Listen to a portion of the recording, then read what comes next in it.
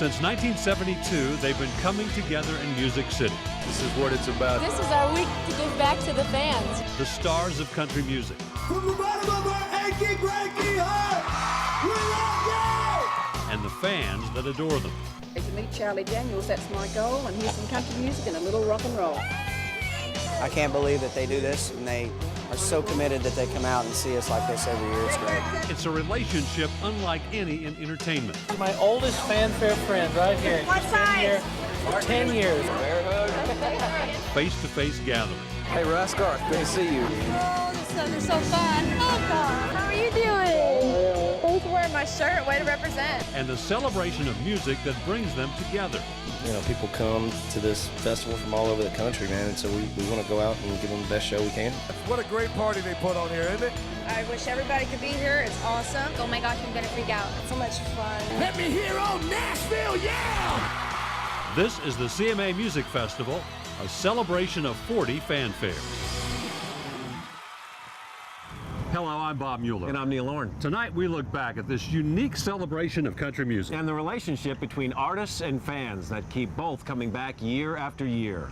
Okay, here we go. They come from everywhere. Australia. New York. England. Cincinnati. Pennsylvania. Across the country. This is Susan and Sandy from Sioux Falls, South Dakota. On my can of freak. Where y'all from? Maine.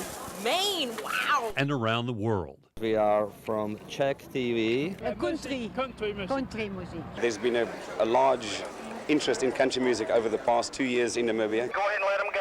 I said the rain. A rush of people filled with a rush of excitement. This is the highlight of my life. This is it. Oh my gosh, I can't even believe this happens. I can't even believe this. This is awesome. Nashville's Clinton Butch McCord has a problem. I have so many. I mean, I can't pick one. He has more stories than he has time to tell them. Look at all the teams I played. Look. Baseball memories spill out of Butch like mementos of those days have spilled throughout his house. But like the pictures on the walls, his memories may be old, but they aren't faded. Do you know how to get 80? Really? Do you know how to get there? No. Just don't die. See, you baited me on that. You put me in on Well, I told you I'd throw you a slider. It was why you had to keep your bat back. You had to hit it.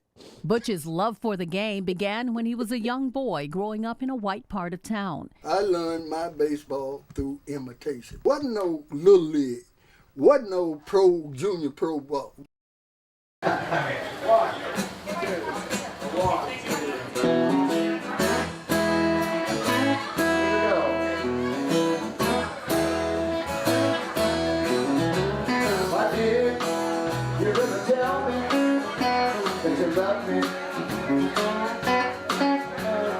The history of Tootsie's Orchid Lounge is laid out for all to see in the thousands of photographs that hang on its walls. There's still photographs here that you don't know what's behind them. Over time, and the walls do deteriorate a little bit. There's really nothing to do with them. As the years rolled by, more and more pictures made their way onto these walls. And as long as Opry stars flowed across the alley from the Grand Ole Opry, drinks were flowing at Tootsie's. But in 1974, that flow of country stars was cut off at its source. The Grand Ole Opry moved to a new location. The Ryman was boarded up. The bar's namesake, Tootsie Best, died 4 years later. All the while, Lower Broad was turning into a place that most people wanted to stay away from. Back then, the streets was real rough. It's over with. It's over. There's a peep show down the street, and there's just pretty undesirable. Whenever I came here, they had a 200-watt light bulb hanging in a downstairs room. That was all the light in the house. And they had homeless people sort of hanging out up here on mattresses and stuff, and kitchen water and 50-gallon garbage cans coming through the roof. And but the place is still open. Steve Smith saw Tootsie's at its worst, but he also saw something else. Tourists periodically would come in with a butane lighter. And they was striking the lighter to see what was on the wall. And that's when I really started looking at the walls. I said, man, this thing is full of history here. Today, we live in a world of 8-lane highways and 18-wheel trucks. And it's just hectic. Billboards scream for our attention, and congestion makes us want to scream. But halfway between the speedway known as I-40 and the stop-and-go frustration of I-65 is a road less traveled. Here, the rush hour looks more like this, with an occasional one of these. This road, the Natchez Trace, has a split personality, part motorway, part national park. They enter the Coliseum warriors who must be strong, must be fast, and must be able to overcome any obstacle. The quest is long, but on this journey their vision is clear. The prize is the Lombardi Trophy, a trophy only one team possesses. Win the most, last the longest, be the best, be Superman.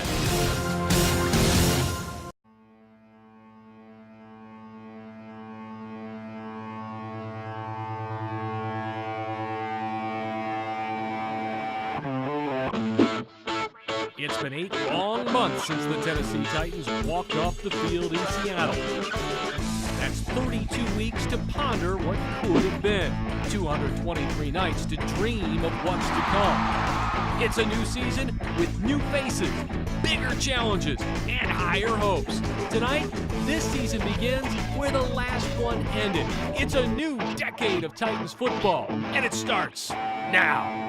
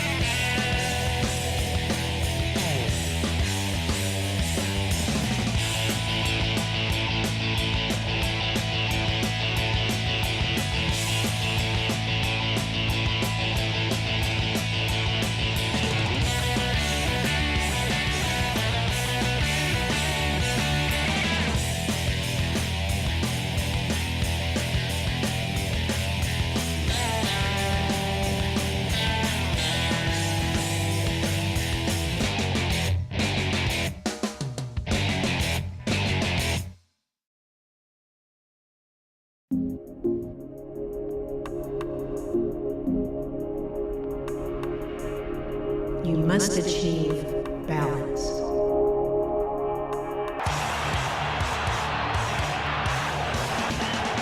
Fires towards the end zone. The pass is, I think it's caught. It is. Hit as he throws. It's caught. Touchdown, Titans. Jason Babbitt. It looked like there was a sniper. Firing down the middle of the pass is up in the air. Tipped. Is it intercepted? Yes, it is. Pass is intercepted. Intercepted. Burner jumped it.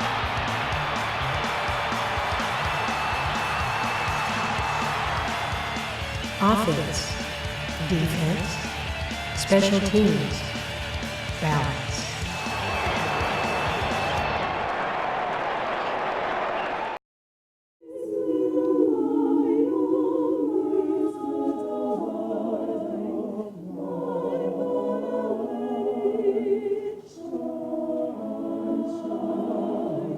Today, O God, we give thanks for those Jubilee singers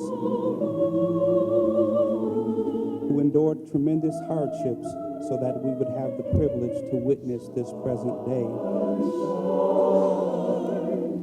The original members of the Jubilee Singers are never forgotten, even after 134 years.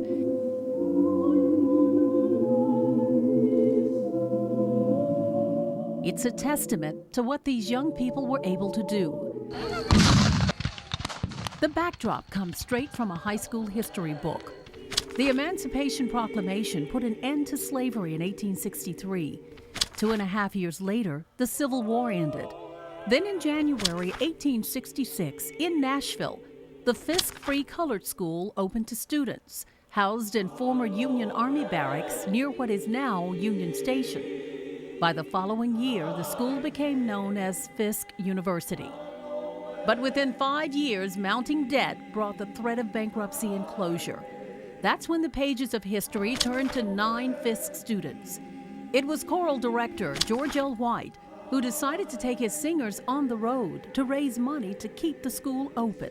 Southern, these young people, some of them the former slaves, some the sons and daughters of slaves, go and challenge the world. Show after show, the group followed the trail of the Underground Railroad from the Midwest to the Northeast, hoping for a favorable reception in areas that had helped lead slaves to freedom. Raising money 50 cents at a time, the students sing for their school's survival. While struggling to survive themselves, they face the harsh realities of starvation, exhaustion, frigid temperatures without even a coat to wear, and even colder receptions from their audiences. They endured racial bigotry, discrimination, and public outcry. Newspapers portrayed them as minstrel singers.